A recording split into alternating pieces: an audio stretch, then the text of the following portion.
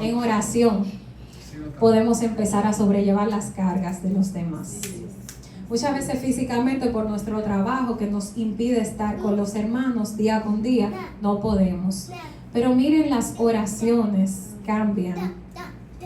Las oraciones pueden hacer mucho porque las hacemos ante el Padre Celestial, el que hizo todo y el que puede hacerlo todo nuevo. Amén. Entonces la primera parte para nosotros sobrellevar la carga de los unos de los otros es llevándolo en oración. A veces usted no va a saber cómo ayudar a Gilberto ante eso que a él le está molestando, le está asediando. Pero si usted le pide la sabiduría al Señor, Él le puede ayudar en oración. Amén. Y también le puede hasta dar claves para cómo ayudarlo cuando usted lo vea y echarle una mano. Entonces, dice aquí, por supuesto, el gran ejemplo es nuestro Señor Jesucristo. Él pagó un enorme precio con el fin de servirnos. Pablo en Salmo 69:9 dice esta gran verdad. Entonces, piensa un creyente fuerte que está haciendo un gran sacrificio al dejar alguna comida o bebida. Entonces, que mida su sacrificio con el sacrificio de Cristo. Ningún sacrificio que podamos hacer se puede comparar al sacrificio del Calvario. Ninguno. Ningún sacrificio que hagamos por un hermano o que sobrellevemos la carga de un hermano es tan grande como el sacrificio que hizo nuestro Señor Jesucristo en la cruz. Entonces, no nos cuesta nada orar los unos por los otros. Quizás tampoco yo pueda saber tus peticiones porque quizás tú no hablas de ellas, pero podemos como hermanos decir, bueno, déjame levantarme en esta hora y orar por mis hermanos, orar por aquellas necesidades que no están quizás lo público, pero que ellos tienen en su interior, y así fortalecernos, y hasta podemos testificar de esto, hermanos, y así nos edificamos. Entonces, seguimos. La madurez espiritual de una persona se ve en su discernimiento. Está dispuesta a ceder sus derechos con el fin de ayudar a otros. No lo ve como una carga, sino como una bendición. Vamos a leer ahora del versículo 5 al 7. Por favor, ¿quién me lo lee? O el micrófono. Del 5 al 7. Amén. Pero el Dios de la paciencia y de la consolación os dé entre vosotros un mismo sentir según Cristo Jesús, para que unánimes a una voz glorifiquéis al Dios y Padre de nuestro Señor Jesucristo.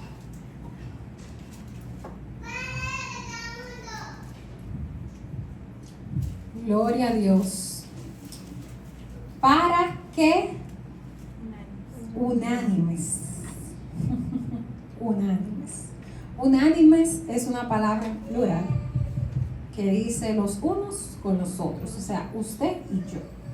Entonces, tal como los padres que aman a sus hijos se sacrifican por ellos, así el creyente maduro se sacrifica para ayudar a los nuevos creyentes a crecer en la fe. ¿En algún momento a usted le ha tocado orar por un nuevo creyente, o ayudarle a llevarlo a la iglesia, o encaminarlo a la doctrina, o hacer alguna participación especial para que ese nuevo creyente siga firme en los caminos del Señor? Amén. Sí, amén, yo sé que sí. Entonces, esta es nuestra comisión realmente. Entonces, Pablo menciona los dos recursos de poder espiritual, los cuales tenemos que echar mano si vamos a vivir para agradar a otros: la palabra de Dios y la oración. Eso lo podemos ver entre el versículo 4 hasta el versículo 6 que estuvimos leyendo ahora mismo.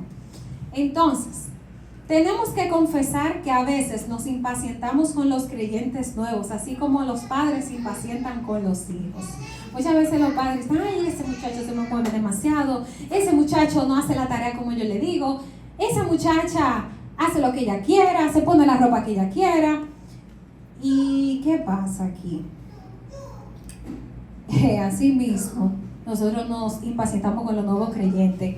Ay, es que ya yo me sé ese versículo, ¿por qué hay que repetirlo? ¿Por qué hay que hacerlo? ¿Por qué hay que volver a reincidir en lo mismo? No estamos colaborando con los nuevos creyentes. Todos tenemos el compromiso de cada cierto tiempo tener una responsabilidad de decir, esa alma yo fui instrumento para que esa alma viniera a los pies de Cristo. Y usted no tiene que ponerse en el parque a predicar con un megáfono para traer a nuevos creyentes al Evangelio, para traer a nuevas personas al Evangelio. Usted hasta en el salón puede conversar con alguien y presentarle a Cristo. En el supermercado, en el área donde nos movemos normalmente, en el trabajo principalmente, podemos presentarle a Cristo a las personas. Así que no hay excusa, pero tenemos que proponernos cada cierto tiempo decir cuántas almas he ganado para Cristo. Antes yo salía con mi papá a predicar al Parque Central, y a veces me veían así, decían, pero ¿cómo así? ¿Que ella anda con usted? Pero es una niña. Y yo decía, bueno, pero yo estoy haciendo lo que yo tengo que hacer. Esto no es nada del otro mundo. Y muchas veces yo sé que había personas que me subestimaban, que veían, por lo chiquita, o anda con su papá, eso es ayudándolo, o lo que sea. Y cuando realmente no se escuchaban, o quizá en algún momento papi me decía, Glory, dile algo, o lee la palabra, o ora por ellos, o pon la mano sobre ellos, ellos quedaban, pero ¿cómo así? Pero ¿y cómo uno así tan chiquito ya puede tener tanto de Dios? Y yo decía, para mí eso era natural, era normal, pero para ellos no. Entonces, ¿qué eso hace? Que a las personas que están fuera, tú les reflejes el amor de Cristo, les reflejes lo que se encuentra aquí, y que no hay limitación con edad. Para Dios moverse y manifestarse no hay que tener cierta edad o cierto rango, para nada, nunca es tarde tampoco. Amén. Si usted está ya un poquito avanzado de edad, tampoco se sienta que está viejo para cumplir con la gran comisión, porque el Señor nos ha puesto para esto. Pero a veces el nuevo creyente tiene flaquezas y dice, no, es que yo cometí tantos errores que yo no creo que yo pueda seguir en una iglesia, o yo no creo que yo dé para eso. La gente tiene que vivir con una santidad, no puede hablar mentira, no puede hacer nada. Eso es mentira de Satanás.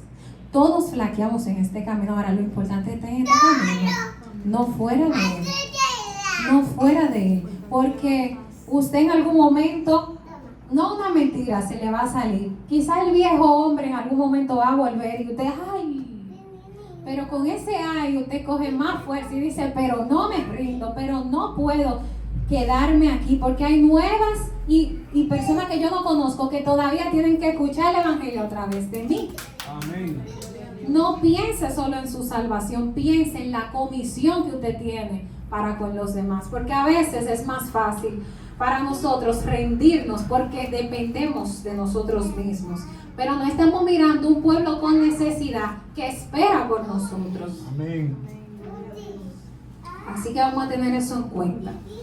Entonces dice, tenemos que confesar que a veces nos impacientamos con los nuevos creyentes, así como los padres con los hijos, pero la palabra de Dios nos puede dar la paciencia y el ánimo que necesitamos. Pablo concluye esta sección orando por sus lectores, a fin de que puedan experimentar la unidad que solo Dios puede dar. Esto nos indica que la iglesia local debe ocuparse sobre todo en la palabra de Dios y en la oración. El primer peligro real contra la unidad de la iglesia surgió porque los apóstoles estaban tan ocupados que no tenían el tiempo necesario para predicar y para orar los unos por los otros. Así es. Cuando otros fueron elegidos para compartir el trabajo, los apóstoles volvieron a ocuparse en el ministerio que les correspondía, y la iglesia pudo así tener armonía y crecimiento. Vamos a irnos a Hechos 6 del 1 al 7, por favor, y alguien que me lo lea rápidamente, por favor. Hechos 6 del 1 al 7. Ese está antes de Romanos, ese libro. Gloria a Dios. Dice, en aquellos días, como creciera el número de los discípulos, hubo murmuración de los griegos contra los hebreos, de que las viudas de aquellos eran desatendidas en la distribución diaria. Entonces los 12 convocaron a la multitud de los discípulos y dijeron: no es justo que nosotros dejemos la palabra de Dios para servir a las mesas. Buscad pues, hermanos, de entre vosotros a 7 varones de buen testimonio, llenos del Espíritu Santo y de sabiduría, a quienes encarguemos de este trabajo. Y nosotros persistiremos en la oración y en el ministerio de la palabra.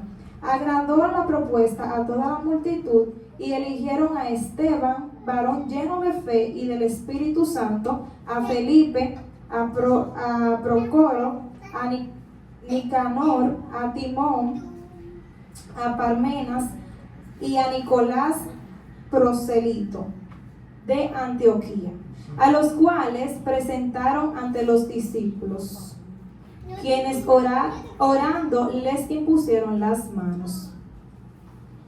Gloria a Dios, aleluya. Entonces, sí, yo me di cuenta. Sí, la cosa de Dios son así, Él adelanta su palabra para ponerla por obra. Entonces dice, por supuesto, el resultado fue que Dios fue glorificado en el versículo 7. ¿Por qué? Porque ya había a quienes se le podía dar la responsabilidad de darle los alimentos a las viudas que no se le estaban suministrando. Entonces ahí los apóstoles ya tenían tiempo, no solamente para dar comida, sino para dedicarle tiempo a la oración y a la lectura de la palabra.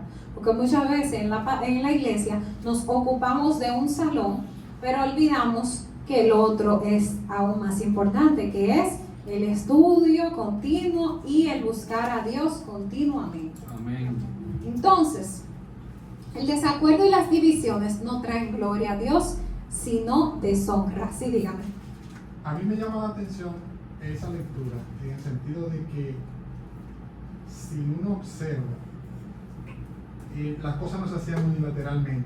Fíjense que se reunía la iglesia para tomar una decisión sabia, nombrar a alguien clave, para que siguiera con el ministerio que Pablo quería que se estableciera. Amén, gloria a Dios. O sea, que unánimes y juntos podemos hacer mucho. Pero ellos ya no podían seguir, porque ya estaban descuidando lo principal, que era la palabra de Dios y la oración. Entonces, si unánimes y juntos podemos hacer las cosas. Yo sé que el crecimiento es masivo, porque eso fue lo que pasó. Y dice, las palabras de Abraham a Lot se pueden aplicar aquí. No haya altercado entre nosotros dos, porque somos hermanos. Eso se encuentra en Génesis 13:8. De seguro los vecinos estaban observando la vida de Abraham y él quería que vieran la conducta de él y Lot, que era algo diferente, por cuantos estos adoraban al Dios verdadero, Jesús. Él también oró en Juan 17, oró por la unidad de la iglesia, lo cual traería gloria a Dios. Recíbete el uno al otro, edifícate el uno al otro y agrádate el uno al otro. Todo esto es para gloria de Dios. Aleluya. Vamos ahora a leer del 8, déjame ver. Y en él va a leer del 8 al 10. Y en Romanos 8 al 10. Versículo 8 al 10. Y Stacy va a leer del 11 al 13. Amén. Dele el micro. Okay, la palabra de Dios se lee en el nombre del Padre, del Hijo y del Espíritu Santo. Amén. Pues os digo que Cristo Jesús vino a ser siervo de las circuncisión para mostrar la verdad de Dios, para confirmar las promesas hechas a los padres y para que los gentiles glorifiquen a Dios por su misericordia, como está escrito. Por tanto, yo te confesaré entre los gentiles y cantaré a tu nombre. Y otra vez dice, alegraos gentiles con su pueblo. Amén, gloria a Dios. Vamos a ver antes de continuar, ¿quiénes eran los gentiles? Los comunes.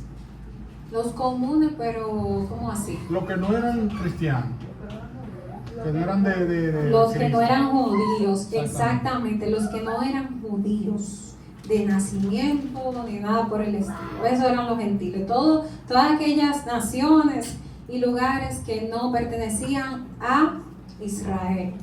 Así que dice, por tanto, yo te confesaré entre los gentiles. O sea, los judíos le están diciendo le está diciendo a Dios, yo te confesaré ante los gentiles.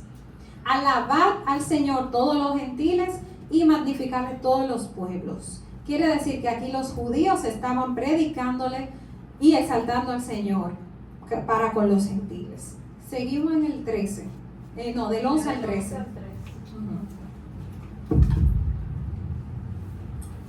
Y otra vez, alabad al Señor todos los gentiles y magnificadle todos los pueblos.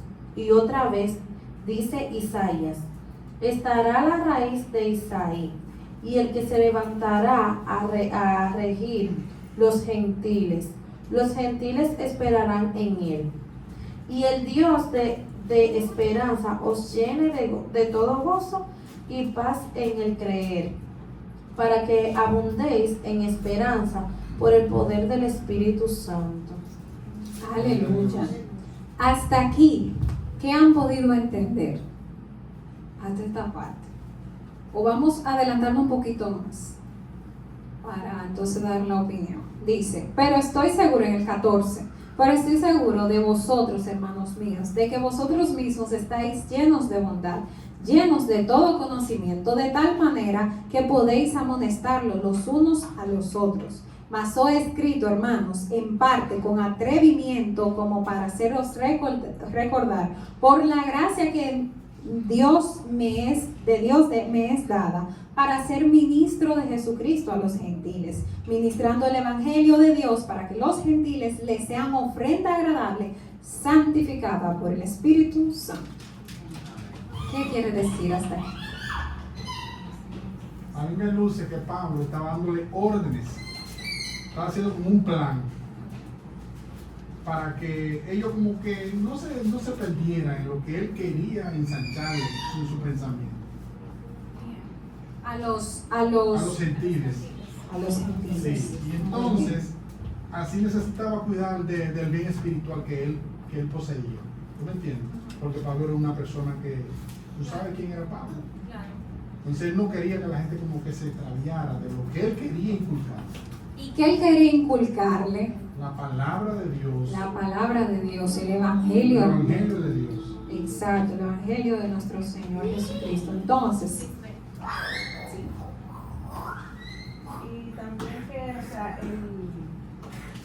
el capítulo trata mucho de cómo Pablo le estaba diciendo a ellos cómo iban a evangelizar o para traer a los gentiles. Porque en principio le dice que, o sea, que los reciban y que no. O sea, en el versículo 7 por ahí, por tanto recibió los unos a los otros como también Cristo nos recibió. Porque como en una parte, como creo que en Hechos, donde Dios le había mandado a Pedro a predicarle a Cornelio, él no quería ir, porque desde ahí se ve un poco de resistencia en cuanto a que ellos, o sea, hablar del evangelio a otras personas que no pertenecían a los judíos. Entonces, como se iba viendo esa resistencia, porque era algo que tenían innato por sus creencias, entonces ahí, o sea, Pablo quería como encauzarlo a ellos al propósito real de Dios para que el evangelio fuera extendido a toda multitud. Y pues ahí incluso en lo que tú leíste anteriormente, el versículo del 14 en adelante, que incluso dice que como más os he escrito, hermanos, en parte con atrevimiento, como para haceros recordar por la gracia que Dios me es dada para ser ministro de Jesucristo, para ser ministro de Jesucristo a los gentiles, ministrando el evangelio de Dios, para que los gentiles les sean ofrenda agradable. O sea que también él lo estaba amonestando ahí con, ¿entiendes? Con un poco de mala palabra, porque a veces tú sabes, a la gente no le gusta que lo reprendan o que le den como una retroalimentación, porque yo tengo que recordarte lo que ya se había hablado. Entonces, Porque él dice con atrevimiento, o sea, ya ustedes sabían algo, pero Sí, me tengo que atrever a entonces, decírselo otra vez. como cristianos y pueblo de Dios, nosotros a veces nos desviamos de cosas que Dios nos ha dicho y tenemos que estar abiertos a la corrección. ¿Entiendes? Porque hay veces que uno se desvía y pues hay veces que, o sea, nuestras autoridades, nuestros líderes tienen total derecho y responsabilidad como líder y cabeza de iglesia o de grupo. De llamarnos la atención. Que eso es algo importante. Claro, con amor y respeto, pero con atrevimiento de exhortar. Excelente participación. Entonces sigue diciendo aquí del 25, estamos en el 16. Ese fue el último que leí. Entonces, del 16 vamos, no, perdón. ¿El 17? Sí, del 17. Lo que pasa es que tengo otra parte aquí del 16, que es bueno, que está muy encarrilada con el capítulo 15, y la voy a leer rápidamente para que entiendan un poco. Y al que puede confirmaros según mi evangelio y la predicación de Jesucristo, según la revelación del misterio que se ha mantenido oculto desde tiempos eternos, pero ha sido manifestado ahora, y que por las escrituras de los profetas, según el mandamiento del Dios eterno, se ha dado a conocer a todas las gentes para que obedezcan a la fe. Al único y sabio Dios sea gloria mediante Jesucristo para siempre. Amén.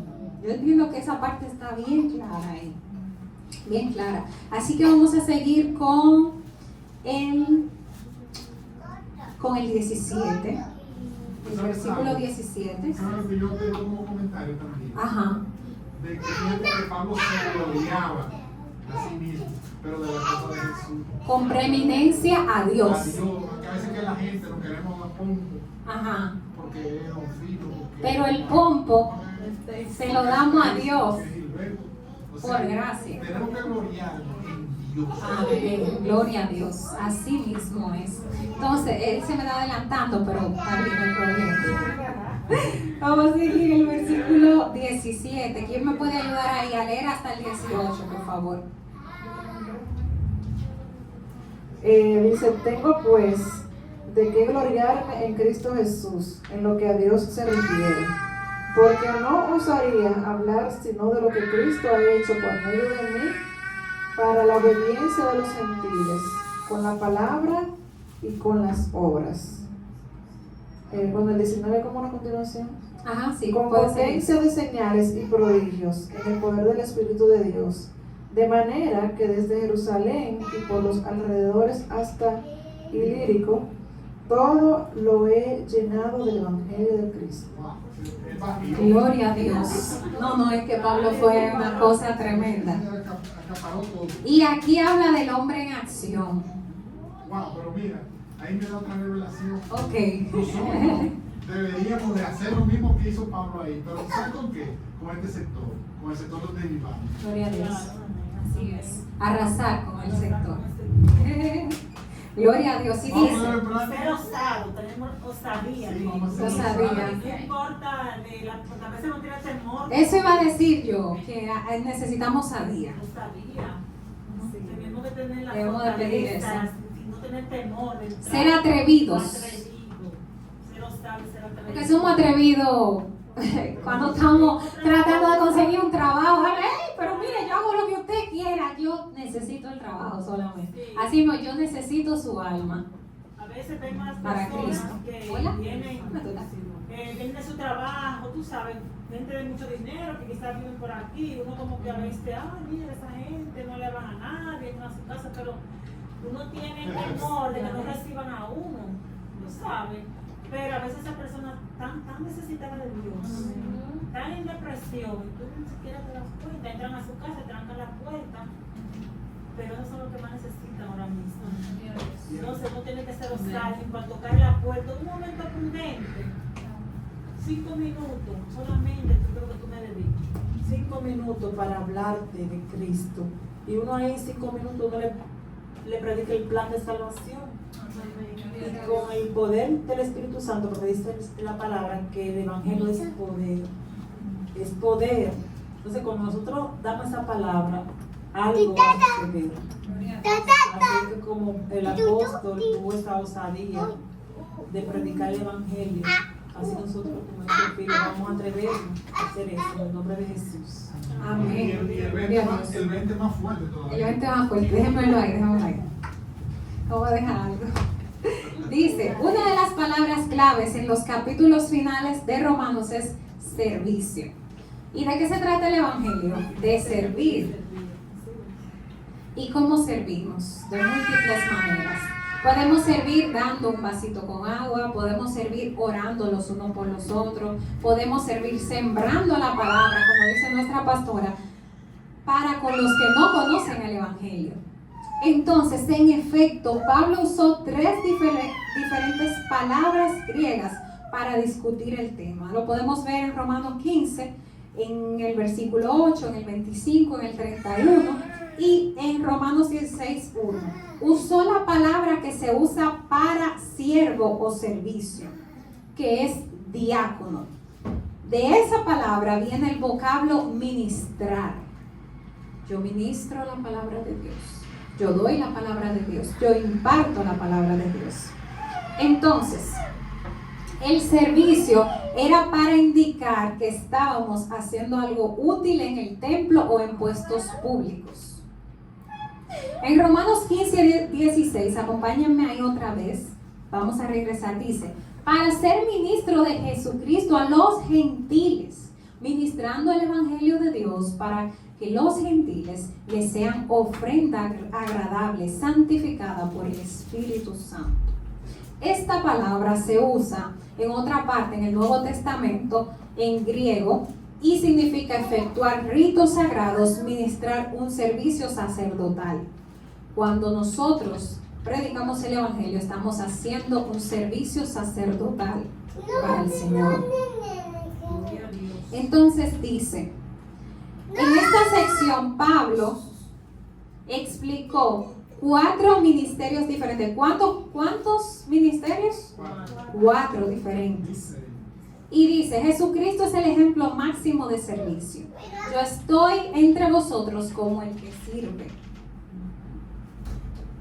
O sea, para él, el grande y el mayor era el que servía, el que ponía la mesa, el que lavaba los pies. Si alguien quiere ser grande, que sea el menor entre todos nosotros. Primero vino a ministrar a los judíos, a su pueblo, para por medio de Israel, para que Israel pudiese ministrar a los gentiles. Esto fue lo que hicieron los apóstoles. Entonces, el principio que Cristo siempre siguió durante su ministerio terrenal fue al judío primeramente y también lo siguió en la iglesia primitiva. Por ejemplo, Juan el Bautista vino ministrando a la nación de Israel, preparándola para la venida del Mesías. Cuando Jesús comenzó su ministerio fue solamente al pueblo de Israel. Cuando envió a los apóstoles en su primera misión evangelística, les ordenó: por camino de gentiles no vayáis, y en ciudades samaritanos no entréis, sino id a las ovejas perdidas de la casa de Israel. Y usted se preguntará, pero ¿por qué esta parte en este estudio bíblico y en la palabra? ¿Por qué? ¿Él tenía favoritismo? No. Yo te digo, Pero ¿cómo nosotros vamos a ministrar a los de afuera si nosotros no estamos ministrados primero a nosotros? O sea, su casa, de donde él nació, de donde él salió, su pueblo escogido. Y dice, esto significa que esto no significa que él haya ignorado a los gentiles como individuos, porque ministró a algunos de ellos. Pero Israel era su principal interés. Después de su resurrección, mandó a apóstoles que permanecieran en Jerusalén y que allí comenzaran su ministerio. Eso lo podemos ver en Lucas 24, del 44 al 49. Entonces dice, el periodo comprendido en Hechos del 1 al 7 se caracteriza por un ministerio a los judíos o a los prosélitos. No fue sino hasta Hechos 8 que el Evangelio llegó a los samaritanos y en Hechos 10 a los gentiles, o sea, a nosotros. Luego, por el ministerio de Pablo se extendió a todo el imperio romano en Hechos 13, del 1 al 3. Y dice, cuando Cristo vino a morir, confirmó las promesas que Dios hizo a Abraham y a los patriarcas de la nación judía. Algunas de estas promesas ya se han cumplido, pero muchas todavía esperan su cumplimiento cuando Cristo venga a restablecer su reino. ¿Era egoísta Dios al hacer hincapié en los judíos? No, porque a través de ellos enviaría las buenas nuevas de salvación a los gentiles. Los primeros creyentes fueron creyentes judíos. La salvación viene de los judíos. No podemos hablar mal de los judíos. Estamos hablando mal de la tierra del Señor. No podemos. En la época del Antiguo Testamento, Dios escogió a Israel para que aquella nación ministrara a los gentiles. Pero en vez de eso, Israel siguió los caminos idólatras de los gentiles y tuvo que ser castigado. O sea, el Señor dice, hijos, eso es como que nosotros en esta iglesia, digamos, vamos a ir a ministrar a las personas que no tienen a Cristo. Vamos a ir a sus casas, vamos a ir a ministrar. Pero luego veamos que cosas del viejo hombre que se hacían, nosotros bebíamos, bueno, ellos están ahí brindando una cervecita. Bueno, para no hacerle el desaire, vamos a beber una cervecita juntos. Y usted fue a ministrar la palabra de Dios, pero usted salió enredado con el viejo hombre. Eso pasó con los judíos en ese momento. Ellos fueron a ministrar a los gentiles, pero en vez de Israel seguir los caminos del Señor, siguió los caminos de los idólatras que seguían los gentiles. Y tuvo que ser castigado en ese momento. En el periodo del Nuevo Testamento, Dios escogió a los creyentes judíos para que llevaran las buenas nuevas a los gentiles y ellos obedecieron. Hay una hermosa progresión en las promesas de Pablo. Él citó en los versículos del 9 al 12, y los judíos glorificaron a Dios entre los gentiles. Vamos a seguir en el versículo 20, del 20 al 22, y ya casi terminamos. Sí, del 20 al 22. Todavía tenemos tiempo. ¿Quién me lee eso, por favor?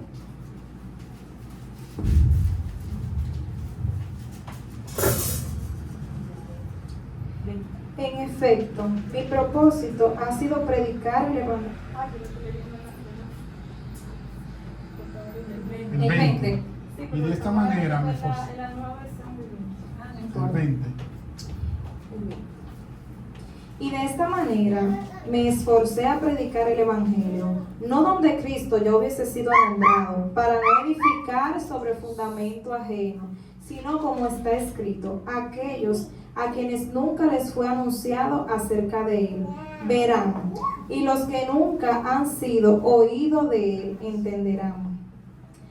Por esta razón me he visto impedido muchas veces de ir a vosotros, pero ahora, no teniendo más campo en estas regiones y deseando desde hace muchos años ir a vosotros, cuando vaya a España iré a vosotros, porque espero veros al pasar y ser encaminado allá por vosotros una vez que haya gozado con vosotros. Aleluya.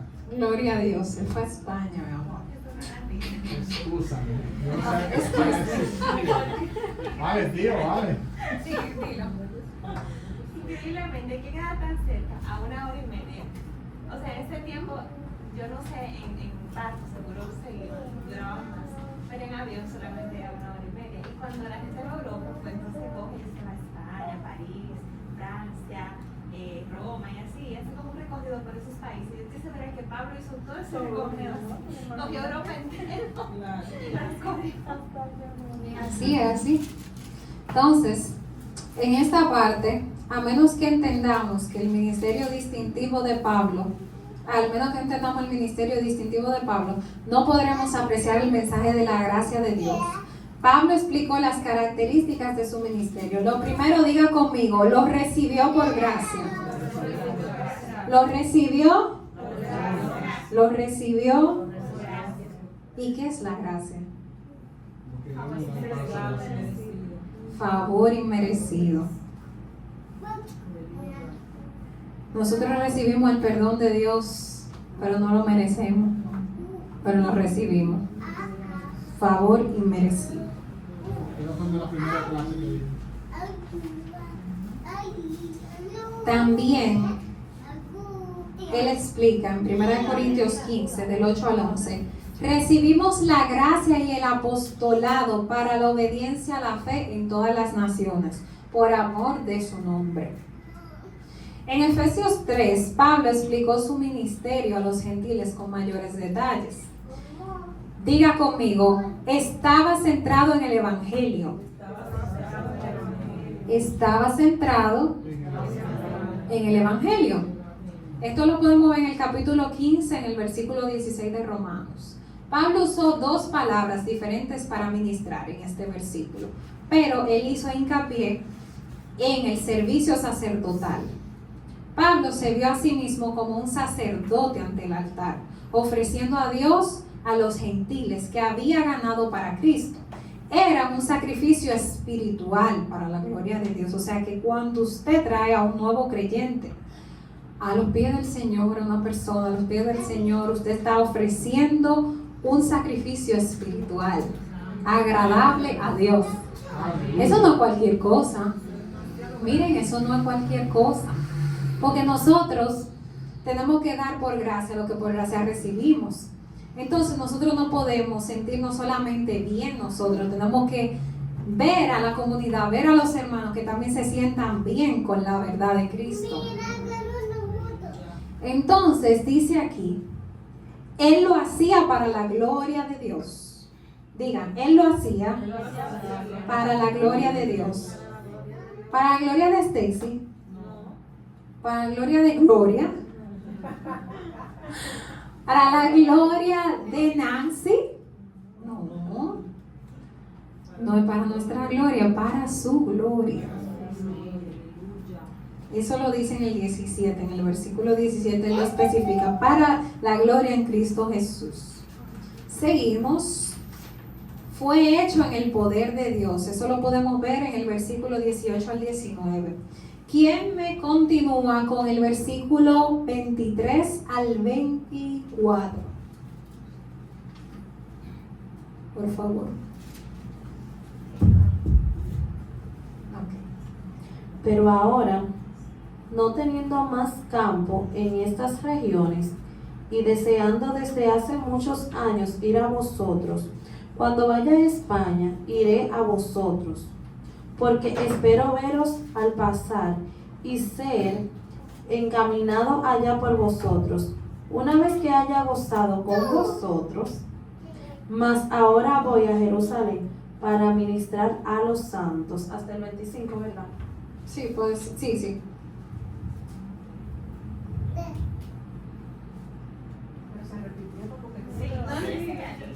Sí, ese se leyó. No, se leyó. Ah, bueno. Pues vamos a seguir con el 26. 26 a 27. Y dice, porque Macedonia, Acaya y Acaya tuvieron a bien hacer una ofrenda para los pobres que hay entre los santos que están en Jerusalén, pues les pareció bueno y son deudores a ellos, porque si los gentiles han sido hechos participantes de sus bienes espirituales, deben también ellos ministrarles de los materiales. Gloria a Dios. El paquete completo. Leíste hasta el 26, ¿verdad? Hasta el 27. 27. Materiales, bienes espirituales también. Okay, muy bien. Dice entonces, según el plan de Dios.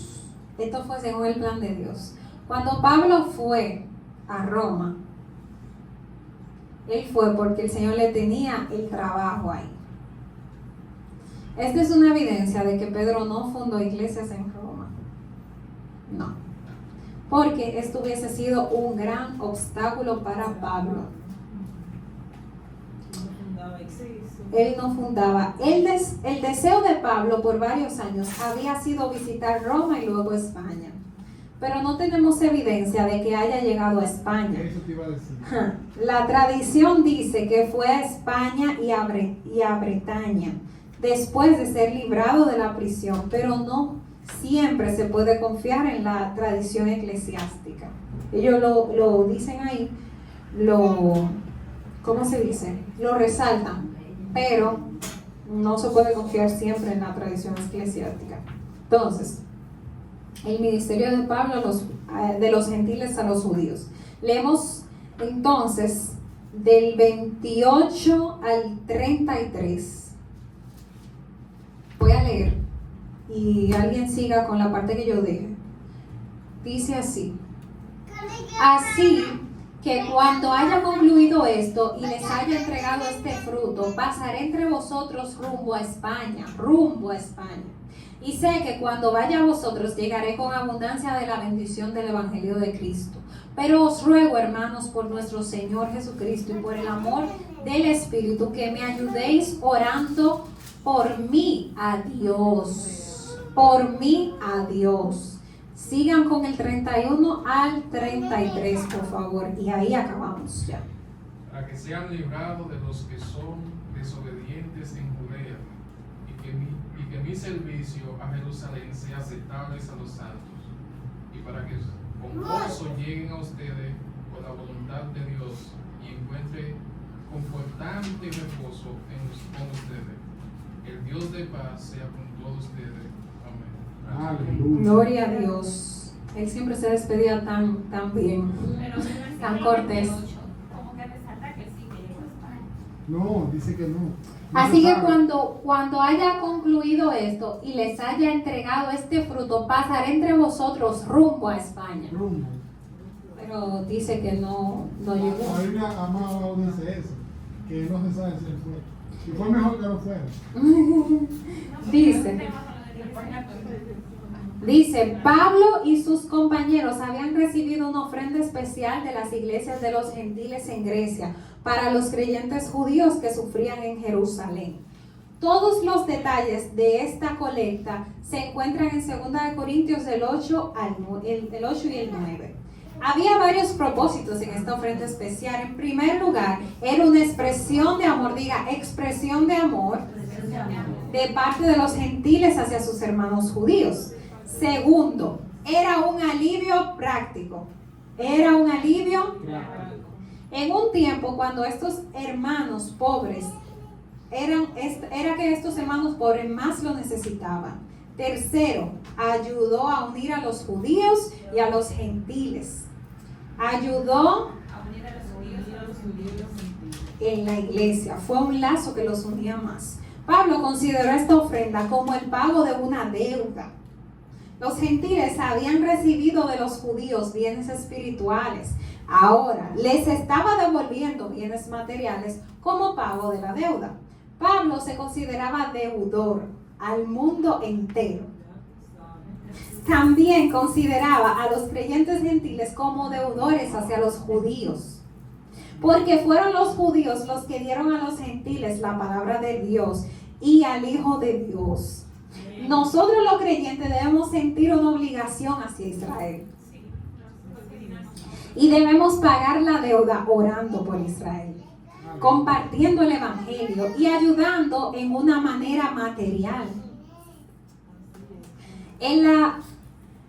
El antisemitismo no tiene lugar en la vida de un creyente espiritual. Esta ofrenda no solo fue el pago de una deuda, sino que también fue fruto. No era botín que Pablo haya robado de las iglesias. Era fruto, el resultado natural de su andar con el Señor. Cuando fluye la vida del Espíritu a través de la iglesia, el dar no es un problema. Repito, cuando fluye la vida del Espíritu a través de la iglesia, el dar no es un problema. Pablo Hay comunidad. no fluye dar cuando no está el Espíritu. pero tú tienes que compartir algo con alguien cuando tú tienes el Espíritu de Dios. Y no tiene que ser bienes materiales, pueden ser bienes espirituales, puede ser una ayuda en una circunstancia difícil. Un consejo, todo. Dice en 2 Corintios 8, del 1 al 5, dice ya, para concluir, describe el milagro de gracia que ocurrió en las iglesias de Macedonia. Pablo estaba ansioso de que los creyentes judíos recibieran esta ofrenda y que fuera aceptable a ellos.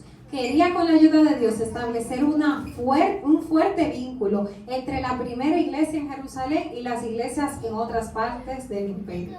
Desafortunadamente, aún había judíos que se oponían al mensaje de gracia predicado a los gentiles. O sea, del mismo pueblo de Israel había gente que se oponía al evangelio y querían que estos aceptaran su ley y que se hicieran judíos prosélitos.